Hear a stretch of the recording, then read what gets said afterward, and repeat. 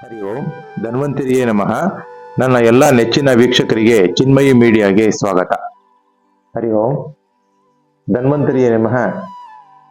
ಚಿನ್ಮಯಿ ಪಾರಂಪರಿಕ ನಾಟ್ಯ ಔಷಧಾಲಯ ಸಮಸ್ತ ಯೂಟ್ಯೂಬ್ ಚಾನಲ್ ವೀಕ್ಷಕರಿಗೆ ನಾಟ್ಯ ವೈದ್ಯ ಶಿವಕುಮಾರ್ ಮಾಡುವ ನಮಸ್ಕಾರಗಳು. ಇಂದಿನ ವಿಷಯವೇನೆಂದರೆ ಗರ್ಭಕೋಶದಲ್ಲಿ ಹುಣ್ಣು, ಫೈಬ್ರಾಯ್ಡ್ ಸಮಸ್ಯೆ, ಗರ್ಭಕೋಶದಲ್ಲಿ ಹುಣ್ಣಿನ ಬಗ್ಗೆ ನಾನು ವಿಷಯ ತಿಳಿಸ್ತಾ ಇದ್ದೇನೆ. ಅದಕ್ಕೆ ಪರಿಹಾರಗಳು. ಇದು ತುಂಬಾ ಉಷ್ಣಾಂಶ ಹೆಂಗಸರಲ್ಲಿ ಉಷ್ಣಾಂಶ ಜಾಸ್ತಿ ಆದಾಗ ಈ ಗರ್ಭಕೋಶದ ಸಮಸ್ಯೆ ಬರುತ್ತದೆ. ಮತ್ತೆ ಇದು 18 ವರ್ಷದ ಮೇಲ್ಪಟ್ಟ ಹೆಂಗಸರಿಂದ, ಹುಡುಗಿಯರಿಂದ ಹಿಡಿದು ವಯಸ್ಸಾದ ಅವ್ರಿಗೆ ಪೀರಿಯಡ್ಸ್ ಆಗೋ ತನಕನೂ ಈ ಸಮಸ್ಯೆ ಬರ್ತಾ ಇರುತ್ತೆ. ಅದರಲ್ಲಿ ತುಂಬಾ ಹೀಟ್ ಆದಾಗ ಅವ್ರಿಗೆ ಹೊಟ್ಟೆ ನೋವು ಕಾಣಿಸುತ್ತೆ. ಮತ್ತೆ ಅತಿಯಾದ ರಕ್ತಸ್ರಾವ ಆಗುತ್ತೆ. ಅತಿಯಾದ ರಕ್ತಸ್ರಾವದಾದಾಗ ಕೂಡ ಅವ್ರಿಗೆ ಹೊಟ್ಟೆ ನೋವು ಜಾಸ್ತಿ ಆಗುತ್ತೆ. ಈ ಹುಣ್ಣು ಗರ್ಭಕೋಶದಲ್ಲಿ ಇರೋ ತನಕನೂ ಇದು ಸಮಸ್ಯೆ ಪಾಪ ಅವರಿಗೆ ಬರ್ತಾ ಇರುತ್ತೆ. ಅದಕ್ಕೋಸ್ಕರ ನಾವು ದೇಹದಲ್ಲಿ ಉಷ್ಣಾಂಶನ ಕಡಿಮೆ ಮಾಡ್ಕೋಬೇಕು. ಈ ಉಷ್ಣಾಂಶ ಕಡಿಮೆ ಮಾಡ್ಕೋಬೇಕಾದ್ರೆ ಏನಪ್ಪ ಮಾಡ್ಬೇಕು ಅಂತ ಅಂದ್ರೆ, ಮೊದಲು ಹಲ್ಲುಜ್ದೇನೆ ಬಾಯಿ ತೊಳಿದೇನೆ ಎದ್ದ ತಕ್ಷಣನೇ ಒಂದು ಗ್ಲಾಸ್ ನೀರು, ತಣ್ಣೀರು ಗ್ಲಾಸ್ನ ಕುಡಿಬೇಕು. 10 ನಿಮಿಷ ಕಳೆದು ಮತ್ತೆ ಇನ್ನೊಂದು ಗ್ಲಾಸ್ ಕುಡಿಬೇಕು. ಮತ್ತೆ ಇನ್ನೊಂದು 10 ನಿಮಿಷ ಕಳೆದು ಇನ್ನೊಂದು ಗ್ಲಾಸ್ ನೀರು ಕುಡಿಬೇಕು. ಹೀಗೆ 10 ನಿಮಿಷ ಅಂತರದಲ್ಲಿ 3 ಗ್ಲಾಸ್ ನೀರು ಕುಡಿಬೇಕು. ಈ ನೀರು ಕುಡಿದಿದ್ರಿಂದ ದೇಹದಲ್ಲಿರುವ ಹೀಟು ನಮ್ಮ ಮಲದಲ್ಲೆಲ್ಲ ಹೋಗುತ್ತೆ. ಅಂದ್ರೆ ಯಾವುದೇ ಕೊಬ್ಬಿನಂಶ ಅಥವಾ ನಾವು ತಿಂದಿದ್ದ ಆಹಾರ ಪದಾರ್ಥದಲ್ಲಿ ರಾತ್ರಿ ತಿಂದಿದ್ದು ಬೆಳಿಗ್ಗೆ ಅದು ಕ್ಲೀನಾಗಿ ನೀರಿನಲ್ಲಿ ಕುಡಿದಾಗ ವಾತ ಆಗಿರ್ಬೋದು, ಅದರಿಂದ ವಾತದ ಸಮಸ್ಯೆ ಆಗಿರ್ಬೋದು. ಈ ನೀರು ಕುಡಿಯೋದ್ರಿಂದ ನೀವು ಈ ಸಮಸ್ಯೆಯಿಂದ ಹೊರಗಡೆ, ಮೊದಲು ಹೀಟ್ ಕಡಿಮೆ ಆಗುತ್ತೆ. ಹೀಟ್ ಕಡಿಮೆ ಮಾಡ್ಕೋಬೇಕು. ದೇಹದಲ್ಲಿ ಉಷ್ಣಾಂಶ ಕಡಿಮೆ ಮಾಡ್ಕೊಂಡಾಗ ಮಾತ್ರನೇ ನಿಮ್ಗೆ ಈ ದೇಹದಲ್ಲಿರೋ ಹುಣ್ಣನ್ನ ವಾಸಿ ಮಾಡೋಕ್ಕೆ ಸಾಧ್ಯ ಆಗುತ್ತೆ. ಅದಕ್ಕೋಸ್ಕರ ನೀವು ಈ 3 ಗ್ಲಾಸ್ ನೀರನ್ನ ಅಂತರದಲ್ಲಿ ಕುಡಿಯಿರಿ.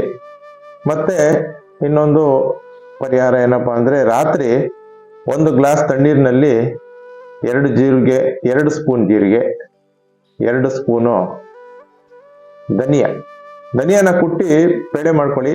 ಆ ಎರಡನ್ನು ಮತ್ತೆ 4-5 ಕಡ್ಡಿ ಸೊಪ್ಪು, ಕರ್ಬೇವಿನ ಸೊಪ್ಪು ಕಡ್ಡಿ ತಗೊಂಡು ಆ ಸೊಪ್ಪನ್ನ ಬಿಡಿಸ್ಕೊಂಡು ತೊಳೆದ್ಬಿಟ್ಟು ರಾತ್ರಿ ಸಣ್ಣದಾಗಿ ಹಚ್ಚಿ ಕಟ್ ಮಾಡಿ ಆ ನೀರಿನೊಳಗಡೆ ನೆನೆ ಹಾಕ್ಬಿಡಿ. ಮಲ್ಗೋಕ್ಕೂ ಮೊದಲು ಆ 1 ಗ್ಲಾಸ್ ನೀರಲ್ಲಿ ಈ 3 ನೆನೆ ಹಾಕಿ ಬೆಳಿಗ್ಗೆ ಎದ್ದು ಅದನ್ನು ಈ 3 ಗ್ಲಾಸ್ ನೀರು ಕುಡಿದು ಮಲ ವಿಸರ್ಜನೆ ಮಾಡಿದ ನಂತರ, ಅಂದ್ರೆ ನೀವು ದೈನಂದಿನ ಕ್ರಿಯಾಕರ್ಮ ಕರೆಕ್ಟ್ ಆಗಿದ್ರೆ ಮಾತ್ರನೇ ಎಲ್ಲನೂ ದೇಹದಲ್ಲಿರುವ ಉಷ್ಣಾಂಶನ ನಾವು ಕಡಿಮೆ ಮಾಡ್ಕೋಬಹುದು. ಅದನ್ನ ನೀವು ಮೊದಲು ಅರ್ಧ ಗಂಟೆ ನಂತರ, 3 ಗ್ಲಾಸ್ ನೀರು ಕುಡಿದ ನಂತರ ಅರ್ಧ ಗಂಟೆ ನಂತರ ಬ್ರಷ್ ಮಾಡಿ ಆಮೇಲೆ ನೀವು ಈ ನೀರನ್ನ ಸೋಸ್ಬಿಟ್ಟು ಕುಡಿಬೇಕು. ನಂತರ ಇದಕ್ಕೆ ಇನ್ನೊಂದು ಪರಿಹಾರ ಏನು, ಇಷ್ಟರಲ್ಲಿ ನಿಮ್ಗೆ ಹೀಟು ಆದಷ್ಟು ನಿಮ್ಗೆ ಕಡಿಮೆ ಆಗಿರುತ್ತೆ.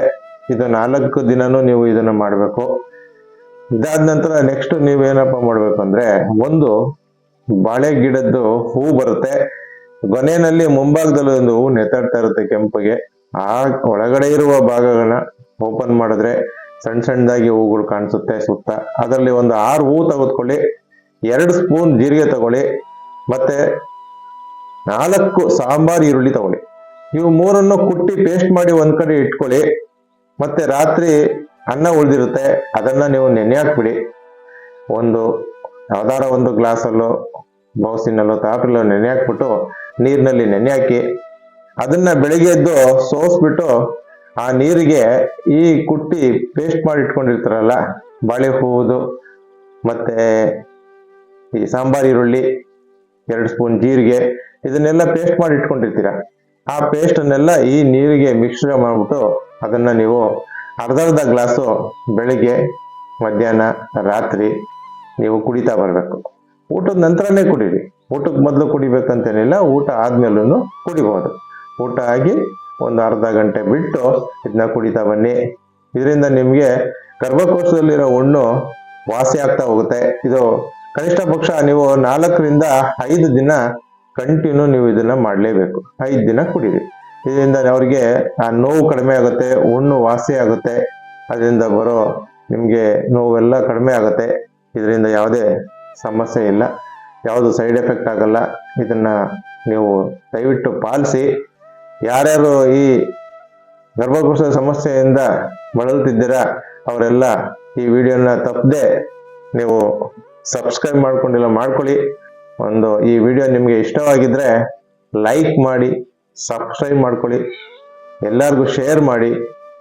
ಇದರಿಂದ ಒಳ್ಳೆ ಮಾಹಿತಿಗಳು ನಾನು ದಿನ ಒಂದೊಂದು ವಿಡಿಯೋದಲ್ಲೂ ನಿಮಗೆ ಮುಂದಿನ ವಿಡಿಯೋಗಳಲ್ಲಿ ನಾನು ಕೊಡ್ತೀನಿ. ಇದರಿಂದ ಯಾವುದೇ ಥರ ನಿಮಗೆ ಸೈಡ್ ಎಫೆಕ್ಟ್ ಆಗಲ್ಲ. ಇದನ್ನು ಯಾವುದೇ ಕಾರಣಕ್ಕೂ ಫಾಲೋ ಮಾಡದೆ ಬಿಡಬೇಡಿ.